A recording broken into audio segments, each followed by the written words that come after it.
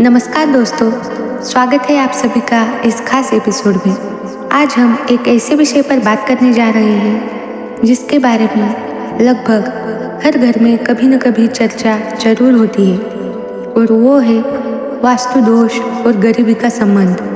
कई लोग कहते हैं कि घर का वास्तु बिगड़ा हो तो धन भी नहीं टिकता, मेहनत के बावजूद पैसा हाथ में नहीं रुकता। लेकिन सवाल ये है, क्या सच में ऐसा होता है? क्या कोई अदृश्य ताकत हमारे पैसों को रोक लेती है, या फिर यह सब हमारे रहने के तरीके, हमारी आदतों और मनोविज्ञान का खेल है? आज हम इसे विस्तार से समझेंगे। मैं आपको शुरुआत से लेकर अंत तक परंपरागत वास्तु सिद्धांत, वैज्ञानिक तर्क और अपने घर में अपनाने योग्य आसान उपाय सब कुछ बताने वाली हूँ। तो चलिए इस पूरे सफर में मेरे साथ बने रहिए। सबसे पहले बात करते हैं कि वास्तुशास्त्र आखिर है क्या। बहुत लोग सोचते हैं यह कोई टोना टोटका है, पर असल में यह प्राचीन भारतीय वास्तुकला का विज्ञान है। हजारों साल पहले जब बड़े बड़े मंदिर, महल और घर बनाए जाते थे, तो लोग सूरज की दिशा, हवा के बहाव, बारिश और मिट्टी के गुणों को ध्यान में रखते थे। यही ज्ञान वास्तुशास्त्र कहलाया। इसका मूल उद्देश्य था घर में ऊर्जा का संतुलन, स्वास्थ्य, सुख, शांति और प्रगति। अब सोचिए, अगर घर में रोशनी न हो, हवा न आए, सब बेतरतीब हो, तो क्या हम शांत रह पाएंगे? नहीं ना।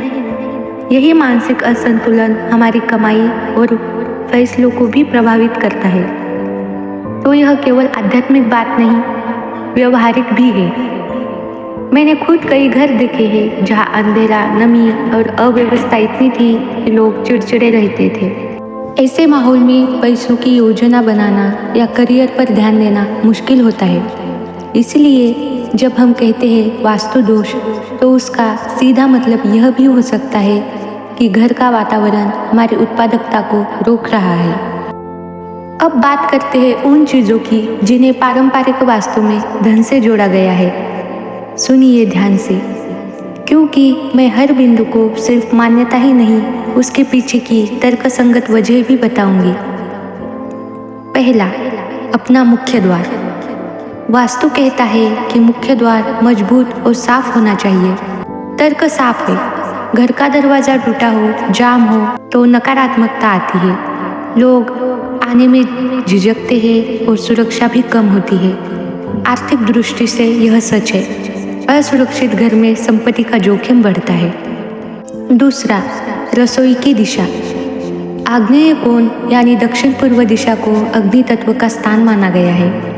वहाँ रसोई हो तो अच्छा है, क्योंकि सूरज की रोशनी और गर्मी उस हिस्से को सूखा और स्वच्छ रखती है। स्वच्छ रसोई का मतलब है परिवार का अच्छा स्वास्थ्य, और अच्छा स्वास्थ्य हो तो कामकाज भी बेहतर रहता है। तीसरा, पानी का बहाव। लगातार पानी टपकता हो तो कहा जाता है पैसा बह रहा है।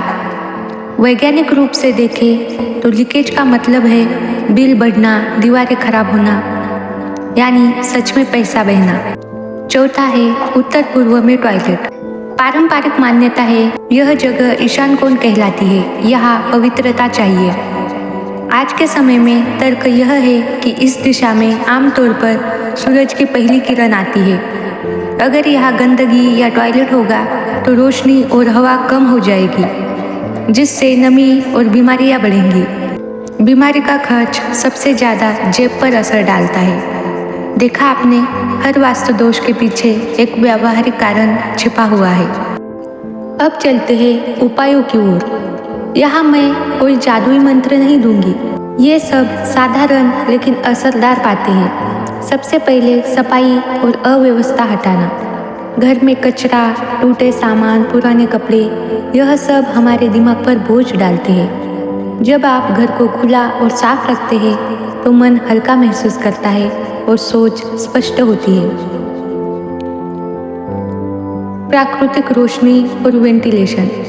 जितना हो सके खिड़कियां खुली रखें। सूरज की रोशनी घर को संक्रमण से भी बचाती है और मूड भी बेहतर करती है। मरम्मत पर ध्यान। छोटी छोटी टूटी चीज़ें जैसे नल, दरवाजे की कुंडी, बिजली की वायर, इनकी अनदेखी न करें। यह सुरक्षा और खर्च दोनों के लिए ज़रूरी है। वित्तीय अनुशासन। सिर्फ वास्तु सुधार से नहीं, बजट बनाकर चलने से ही धन टिकेगा। महीने की शुरुआत में बचत तय करें और उसी के अनुसार खर्च करें। मानसिक शांति। ध्यान, प्राणायाम या रोजाना कुछ मिनट चुपचाप बैठना, यह भी घर की सकारात्मक ऊर्जा बढ़ाता है। याद रखिए, जब आपका मन संतुलित होगा तो आप कमाई और बचत के बेहतर निर्णय ले पाएंगे। तो दोस्तों इस बातचीत में हमने देखा कि वास्तु दोष और गरीबी का सीधा जादुई रिश्ता नहीं है, लेकिन घर का वातावरण, सफाई, रोशनी, हवा, मरम्मत और हमारी आर्थिक आदतें, यह सब मिलकर हमारी वित्तीय स्थिति पर गहरा असर डालती है। अगर आपको यह बातें उपयोगी लगी, इस वीडियो को लाइक और शेयर करें ताकि और लोग भी इसका फ़ायदा उठा सकें। चैनल को सब्सक्राइब करना न भूलें और सबसे ज़रूरी, कमेंट में लिखकर बताएं कि आप अपने इस वास्तु दोष को जड़ से मिटा देंगे। तो मिलते हैं अगले वीडियो में, तब तक के लिए धन्यवाद।